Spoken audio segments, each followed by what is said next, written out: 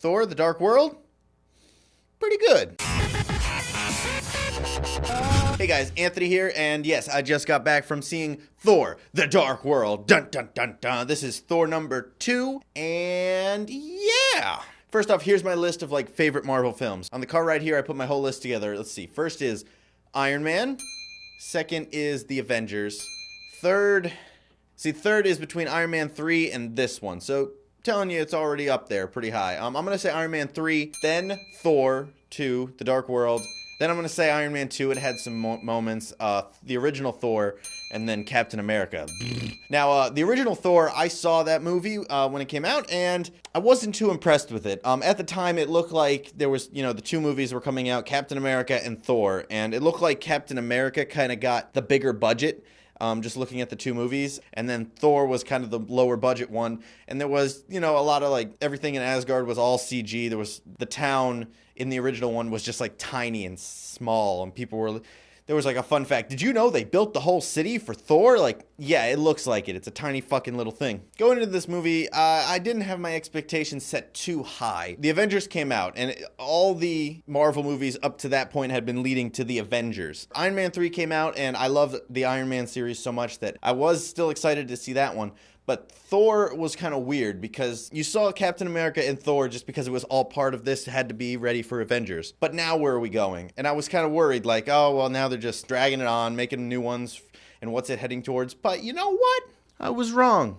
Yeah, I was wrong. I went in this movie, super low expectations. I've seen a couple people say, this is better than Avengers. Whoa, hold on. It's not better than Avengers, but it's up there. It's up there. Like I said, I put it just below Iron Man 3. Like Iron Man 3 and this, just about the same quality in my opinion. Way better than the first movie, if that's what you're concerned about. Leaps and bounds above it. It picks up after the Avengers. There's a couple of little subtle nods here and there to, the events in New York, which is cool. And this is kind of cool that they're making all these movies as just a continuing story, basically, just like comic books do. It takes place a few years after the first movie. Thor is off doing his thing. Natalie Portman, whatever the fuck her name was, she's down on Earth. The thing I like about this movie is a lot of it takes place, majority of it takes place off of Earth. You get to see a lot more of Asgard and these other places, these other worlds, and you kind of see how their society works. And there's a lot of creativity in that, rather than just like, oh, well, here's a little bit of Asgard and then back to Earth, blah, blah, blah. Most of the movie takes place on Asgard and other places that are not Earth, which is good.